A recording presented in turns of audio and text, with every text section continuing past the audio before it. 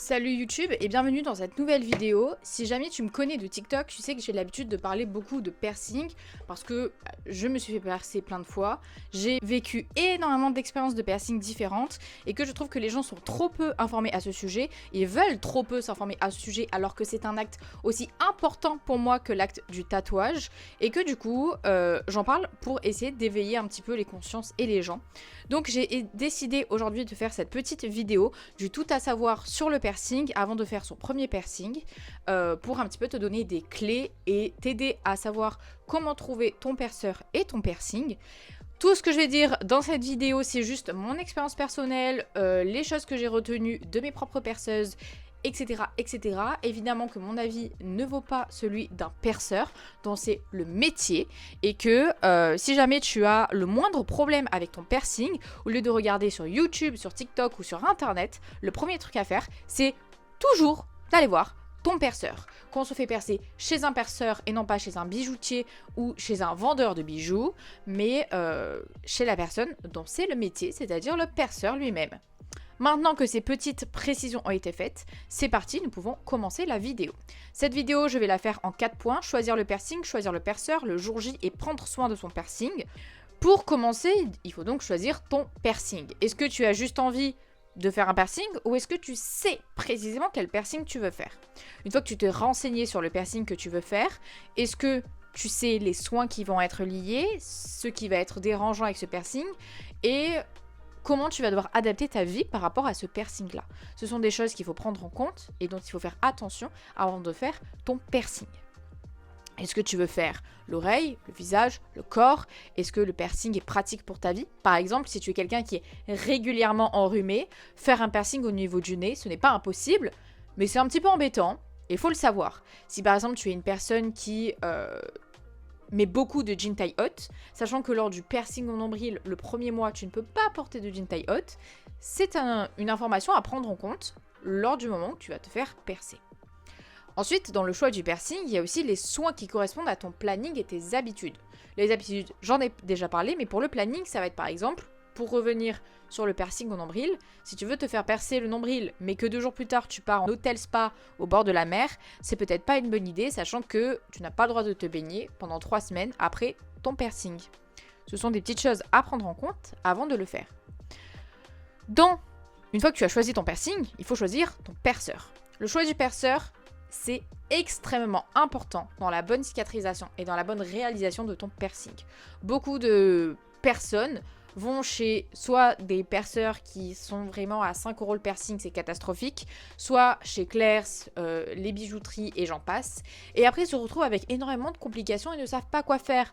Bah oui, parce que quand tu vas en bijouterie ou chez un perceur à 5 balles, tu n'as pas le même suivi, ni la même hygiène, ni le même investissement qu'un perceur qui fait des bons prix et qui fait des formations régulièrement pour rester toujours à jour sur les nouveautés du piercing.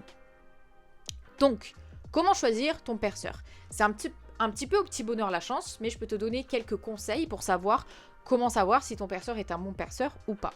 Tu as les avis Google du shop. Les avis Google, c'est extrêmement important. Par exemple, les 2 perceuses chez qui je vais, elles ont que des avis 5 étoiles.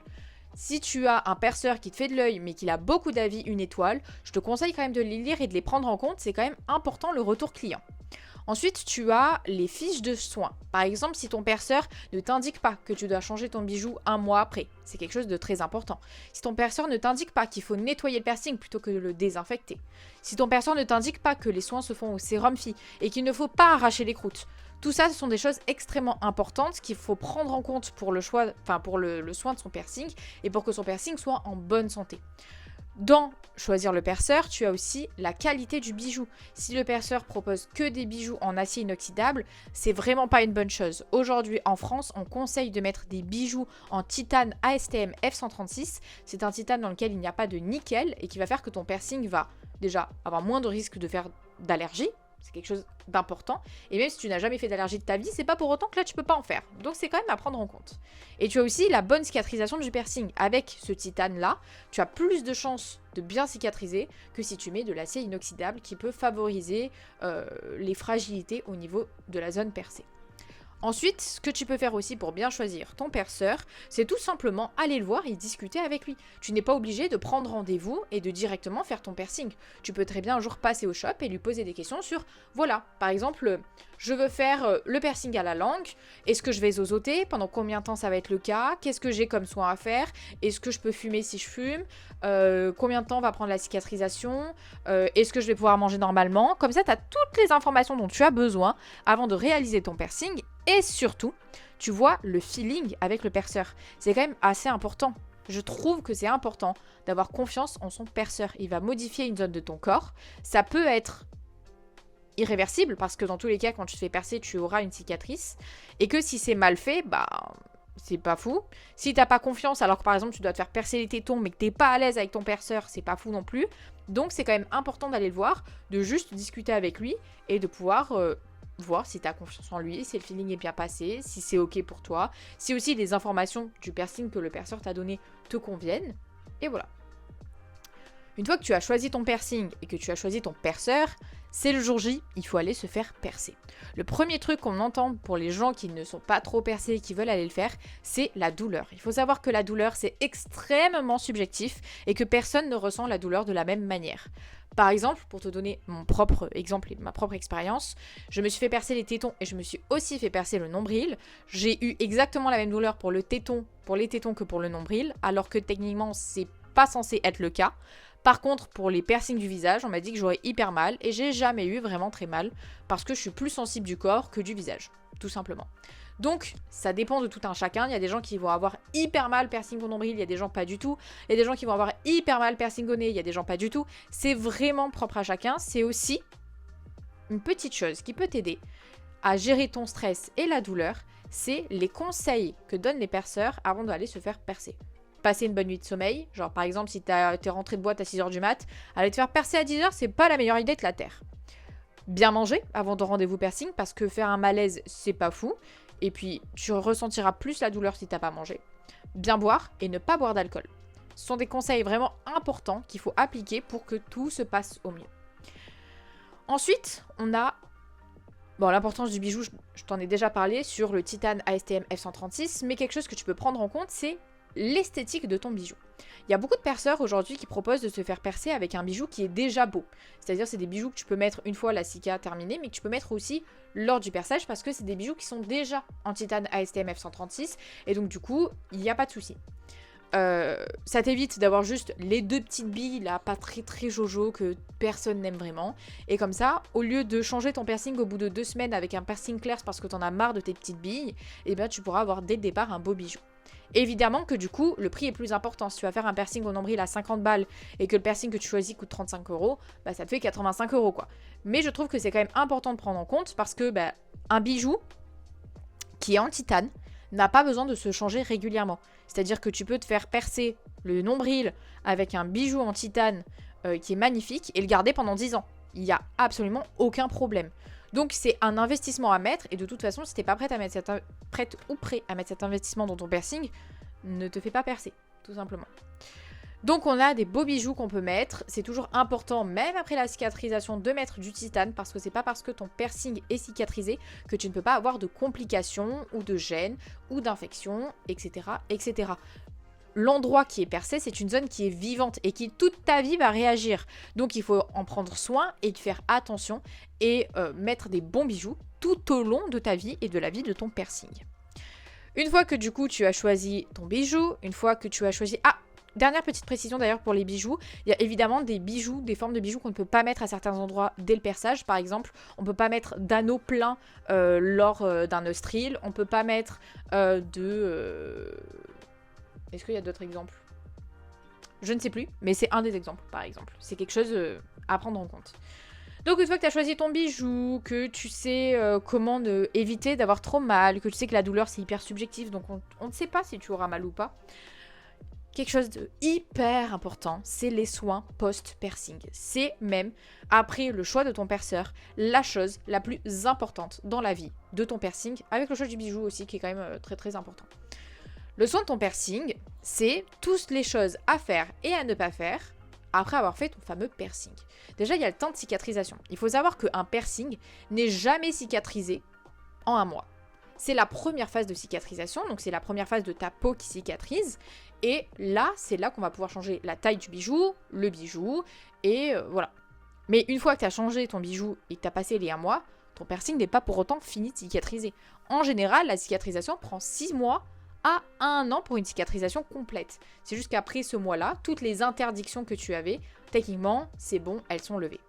Pour te donner des petits exemples, ça va être par exemple pour un piercing au nombril, pendant le premier mois de cicatrisation, tu ne peux pas te baigner, tu ne peux pas dormir sur le ventre, tu ne peux pas porter de jean taille haute. Donc une fois que les premiers mois de cicatrisation est fini, ton piercing n'est pas pour autant cicatrisé, parce que ça met en général 1 an, mais il n'a plus rien, il n'est plus rouge, etc. etc. C'est normal.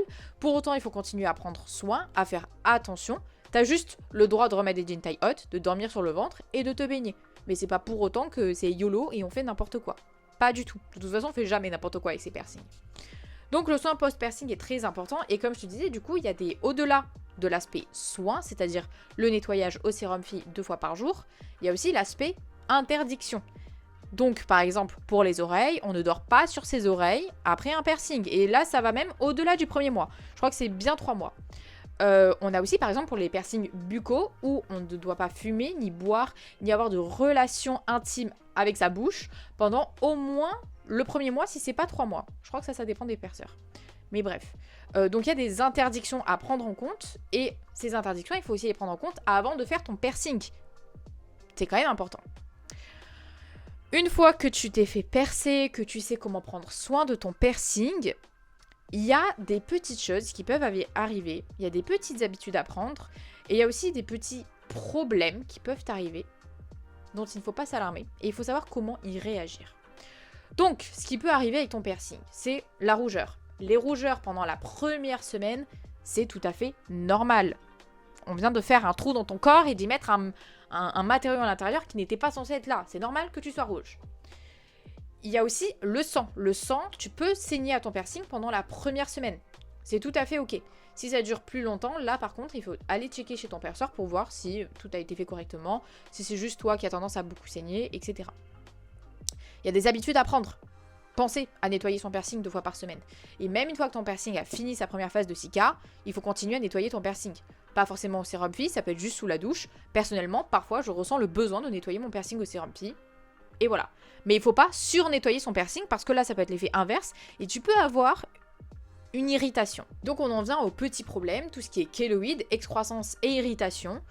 C'est pas quelque chose de très grave en cas général. Si ça t'arrive, le mieux c'est d'aller voir ton perceur. Je pense que je ferai une vidéo dédiée spécifiquement à tout ça parce qu'on y a à boire et à manger sur TikTok et que je pense que c'est important de remettre l'église au milieu du village. Mais en cas de problème ou d'inquiétude quant à ton piercing, la seule chose à faire, c'est toujours d'aller voir ton perceur. Quand tu t'es percé chez le perceur, tu as le droit à un suivi de cicatrisation, même après le mois de cicatrisation. Et c'est important d'aller le voir lui, parce que c'est lui qui t'a percé, c'est lui qui sait ce qu'il a mis dans ton corps, c'est lui qui sait comment était ta morphologie, et comment il a dû percer, et comment se sont passés les soins.